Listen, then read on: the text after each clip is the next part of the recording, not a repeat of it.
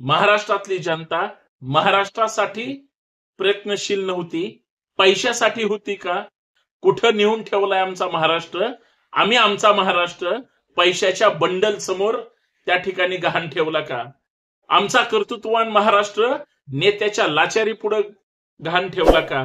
आम्ही आमचा महाराष्ट्र राज्यकर्त्यांच्या बंडखोरीत आणि गद्दारीत हा आंदन दिला का? आम्ही आमचा महाराष्ट्र स्वाभिमानी महाराष्ट्र म्हणून लोकांना सांगायचो.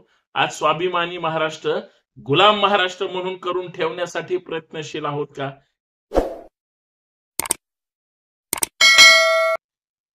मतदान एकदाच झालं. प्रत्येक मायबाप जनतेने महाराष्ट्राच्या कानाकोपऱ्यात 288 मतदारसंघात ताकदीनं मतदान केलं.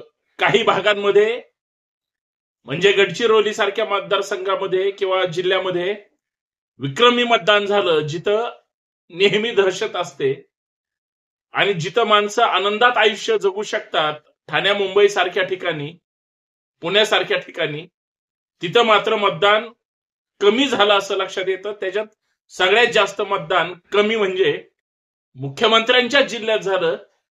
हे मुख्यमंत्र्यांचं अपयश आहे का मतदारांची निराशा आहे, हे चित्र महाराष्ट्रासमोर आलं. पण पैशाचा महापूर आला साहेब. म्हणजे एका विरारच्या हॉटेलमध्ये विनोद तावडे दिवसभर पैसे वाटून थकले आणि विरोधी पक्षाच्या लोकांनी त्यांना पकडलं. 2 तास तिथं जातात न जातात, नंतर त्याच ठिकाणी शिंदे गटाचे लोक येतात आणि प्रचंड परत पैसा वाटला जातो. म्हणजे मतदारांची किती मोठी चंगळ आहे. येऊ द्या, निस्ते पैसे येऊ द्या, ह्याच्याकडून येऊ द्या, त्याच्याकडून येऊ द्या. लोकांना पैसे मिळाले. मतदान एकाच उमेदवाराला करायचं होतं, जो निवडून येईल त्याला किंवा ज्याला करायचंय त्याला. परंतु या सगळ्या परिस्थितीमध्ये एक गोष्ट लोक विसरली. महाराष्ट्रामध्ये प्रचंड पैसा वाटला गेलाय. बचत गट सोडले नाहीत ह्या सत्ताधारी लोकांनी. महिला मंडळ असतील, गणपती मंडळ असतील किंवा असंख्य जिथं जिथं लोक कनेक्टेड आहेत, ज्या उमेदवारांनी आपले निवडणुकीचे अर्ज भरले होते, म्हणजे वापस घ्यायच्या नंतर सुद्धा ज्यांनी फॉर्म ठेवले पाठिंब्यासाठी किंवा इतर लोकांनी पाठिंबा द्यावा म्हणून 5-5, 10-10 लाख रुपये.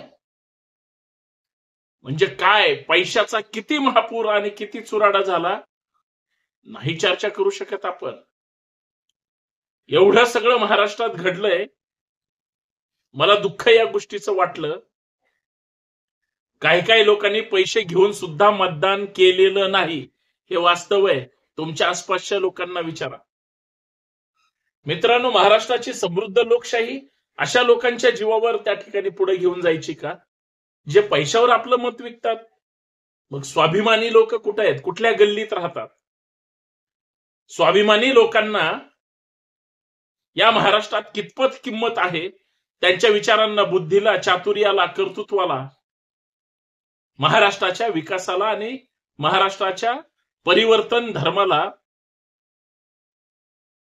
मतदार राजा म्हणून काय किंमत देणार आहे की नाही? श्रीमंतच होत चाललाय. गरीबाचं काय? सामान्य माणूस निवडणुकीला उभारलाय या प्रस्थापितांच्या विरोधात. त्याला बळ पण कुणी द्यायला तयार नाही. तुम्हाला कळतंय का? तुम्हाला माहितीये का? एका सत्ताधारी असो किंवा विरोधक, प्रस्थापित जे पक्ष आहेत, त्या उमेदवाराला विचारा त्यांनी खर्च किती केलाय. म्हणजे 10-20 लाख, 50 लाख, 1 कोटी तर अशी सहज आहे. तिकीट पक्षाकडून आणायलाच ह्यांनी 2-5 कोटी रुपये 100% घालवले असतील. आणि मग निवडून येण्यासाठी आर्या पारची लढाई, जे पहिल्यांदा निवडणूक लढत आहेत त्यांना सुद्धा राष्ट्रीय पक्षाकडून मिळालं तिकीट. त्यांनी तर आर्या पारचीच लढाई होती का? तर एकतर पक्ष विभागणी झाल्यामुळं दुसऱ्या तिसऱ्या फळीतल्या नेत्यांना संधी मिळाली कदाचित. काही इकडे गेले, काही तिकडचे इकडे आले, सगळी खिचडी झाली. या सगळ्या गोंधळामध्ये मतदारांनी मात्र पैशावाल्या उमेदवाराला जास्त संपर्क करण्याचा प्रयत्न केला. मला माहितीये, मी जबाबदारीनं सांगतोय, तुम्ही ज्या भागात राहताय तिथल्या सगळ्या ज्या ज्या छोट्या मोठ्या संघटना असतात ना, मग ते बचत गट मी मगाशी जे जे उल्लेख केला, त्या सगळ्यांना सरसगट सत्ताधाऱ्यांनी विकत घेतला आणि सत्ताधाऱ्यांनी इतका पैसा कुणीच वाटला नाही. मित्रांनो, याच मुद्द्यावर चर्चा करायची. आम्ही आमचा स्वाभिमान पैशासाठी घाण ठेवलाय आणि हे कुठंतरी मनाला त्या ठिकाणी टोचलंय. आणि सगळ्यात महत्वाचं, या निवडणुकीमध्ये अजून एक मोठा घोटाळा झालाय, त्याच्यावर पण चर्चा करायची. सर्वप्रथम सर्वांना सप्रेम नमस्कार. जय जिजाऊ, जय महाराष्ट्र. मी संतोष शिंदे. आपल्या सर्वांचं या सामाजिक विचारपीठावर मनपूर्वक हार्दिक स्वागत. विनंती एवढीच आहे, व्हिडिओ शेवटपर्यंत पहा, जास्तीत जास्त शेअर करा आणि सगळ्यात महत्वाचं बेल आयकॉन प्रेस करायला विसरू नका, कारण चर्चा तिथून पुढे जास्त करायची. मित्रांनो, या महाराष्ट्रामध्ये मतदारांनी पैशाला महत्व दिलं आणि नेत्यांनी विकत घेण्याला महत्व दिलं. मतं विकत घेतली.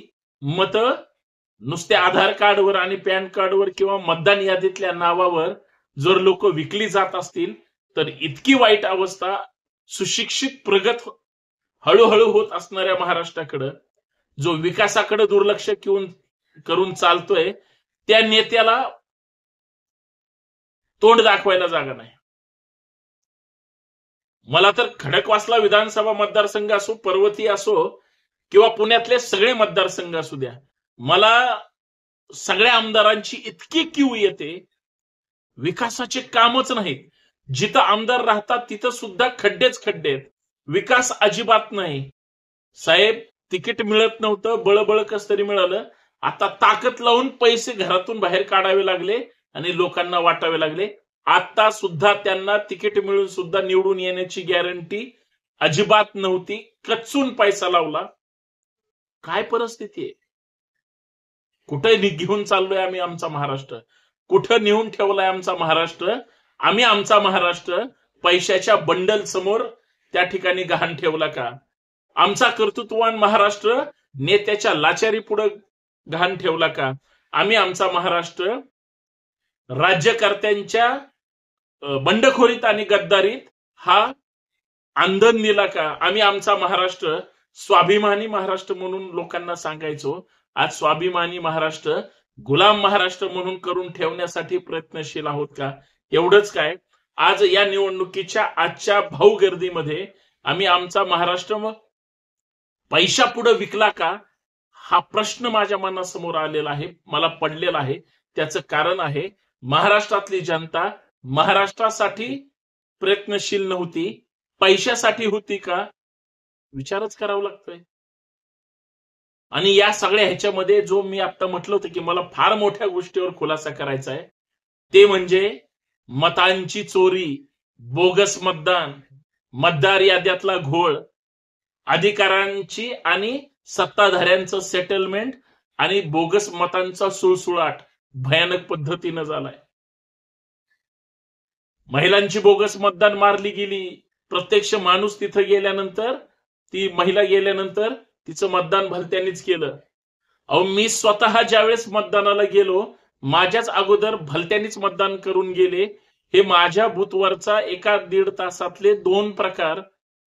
मग तिथं किती वेगळ्या वेगळ्या खोल्या होत्या. महाराष्ट्रात 1,02,5,2 हजार त्या ठिकाणी मतदान केंद्र आणि त्या खोल्या सगळ्या असताना सुद्धा इतक्या प्रमाणात जर बोगस मतांचा सगळा सुळसुळाट असेल, कुणाच्या जीवावर कोण जिंकणार आहे आणि कोण काय करणार आहे, हा सुद्धा संशोधनाचा विषय.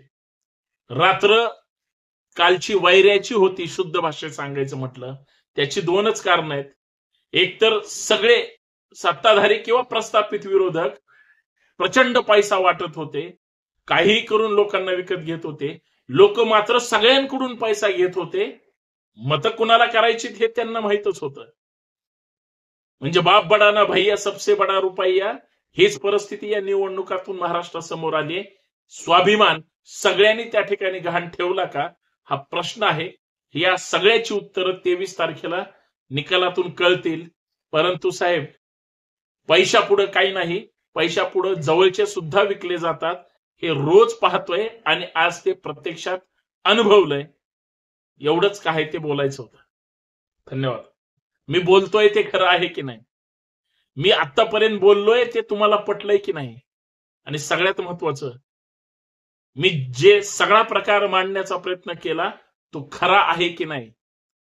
कारण मी जे बोलतो ते 100% खरं बोलतो, खोटी चर्चा करत नाही. म्हणूनच मला संतोष शिंदे म्हणतात.